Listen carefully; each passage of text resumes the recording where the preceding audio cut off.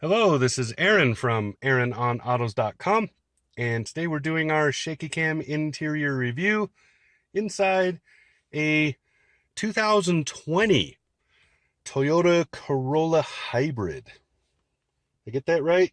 I did. This is the Hybrid LE, so the trim package is LE. It's also the sedan. I don't know, but I'll check and put it on here, on the screen somewhere around here, whether or not there's going to be a hatch. I believe they are going to do it with the IM. So that would be awesome, because if I had a choice, I would rather have the wagon. Although they're going to call it a hatch, because wagon, I guess, still has bad connotations. I don't know why, because I think station wagons are awesome.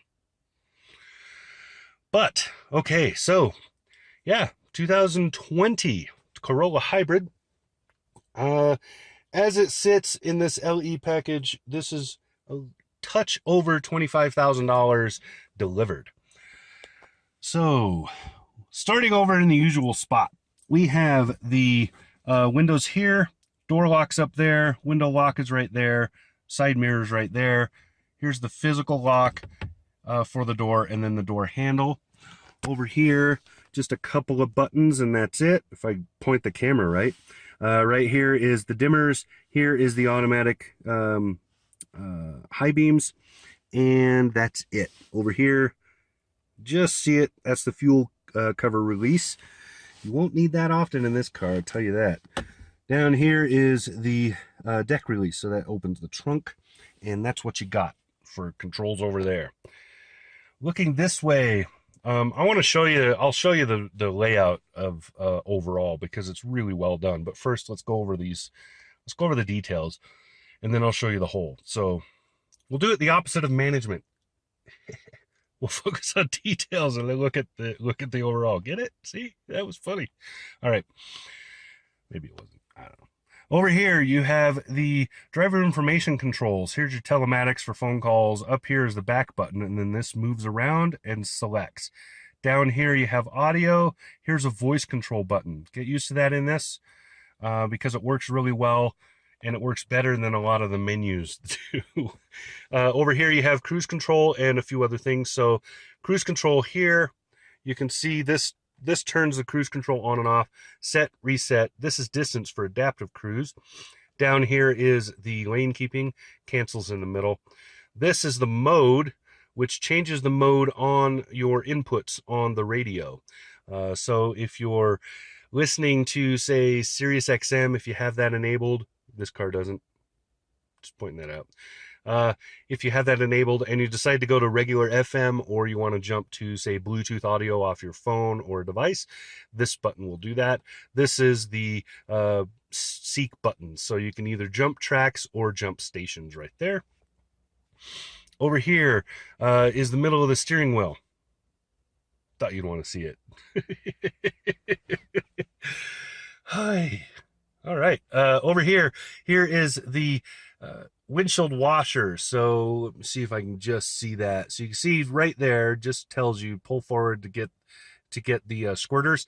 This is the intermittent, how fast they're running. Basically, you can mist it, or you can do a quickie just going up, and then you have intermittent low and high, and then this controls the speed for those. Over here is these are the signal turns. So you can see they're on the lights are on auto. Down here you have daytime runners. Up here you have the park lights. Up here you have your headlights, and then you can go back and forth for brights. So pull it back and forth, and that's it. Pretty simple. That hasn't changed in years, decades even. All right, over here you have a tachometer. The tachometer changes a little. It's also a sort of a power input thing. So it works like a regular tachometer, but it also kind of shows how the power is being used and distributed. It's a unusual gauge. It's new as far as I know. I have never seen that before that I can recall in a Toyota. But it basically changes color a little bit. So the blue will go to a little bit of green and stuff like that. Up here you have your speedometer.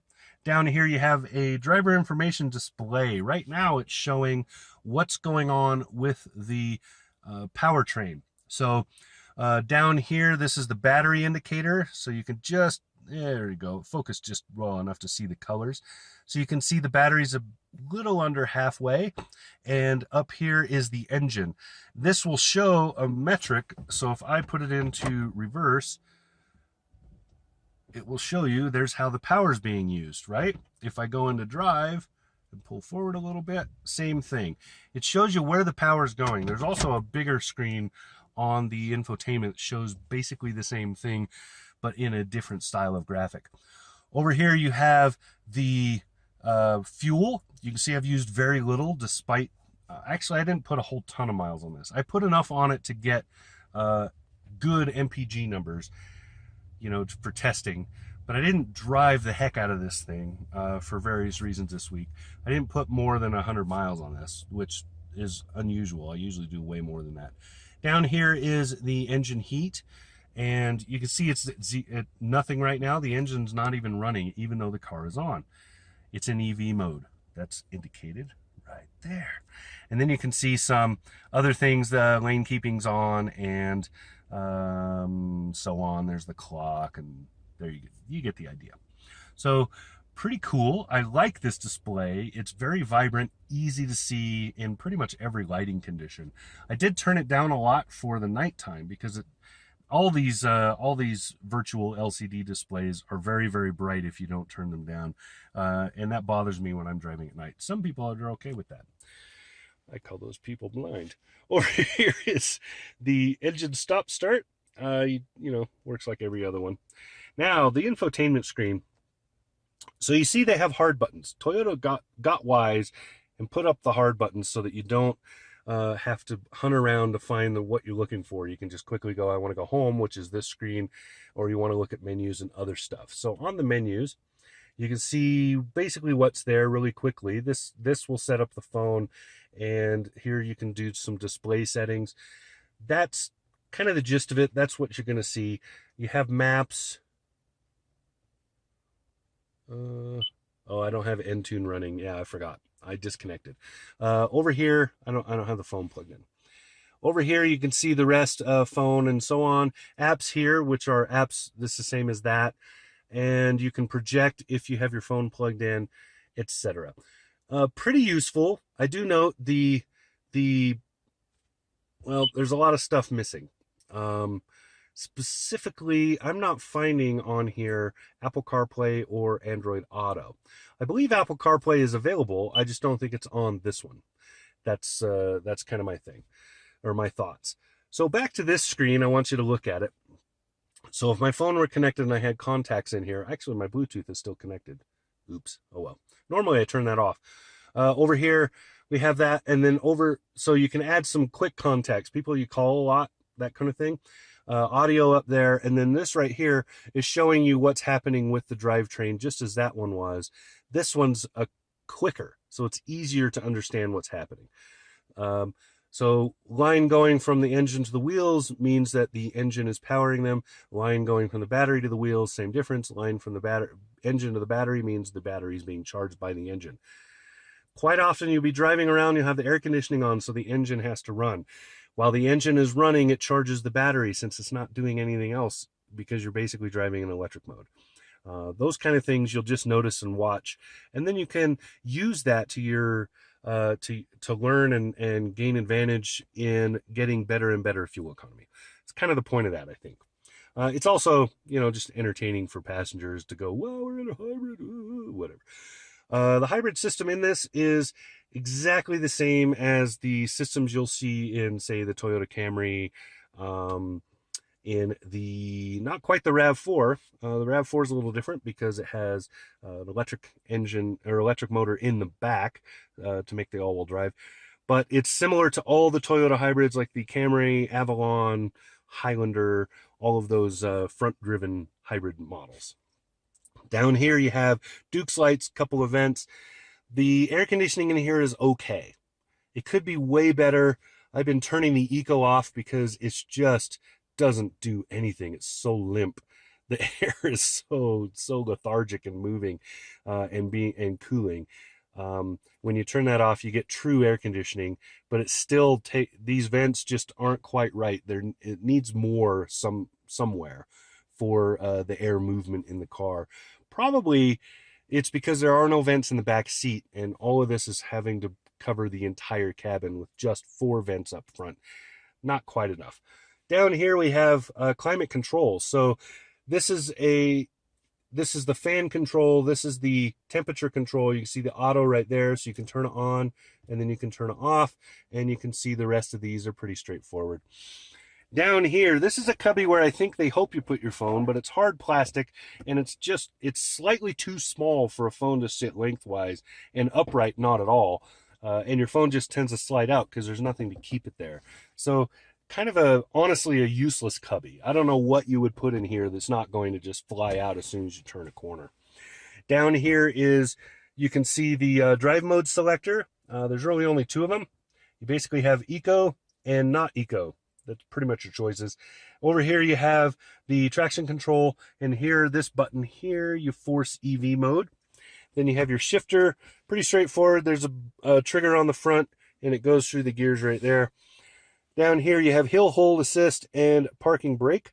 Parking brake in this is automatic, so when you put the vehicle into park, it will automatically set this brake. I believe you can toggle that over here in the vehicle settings. So you know, if that's not your thing. I personally like a parking brake. I use them all the time. Down here, drink holders.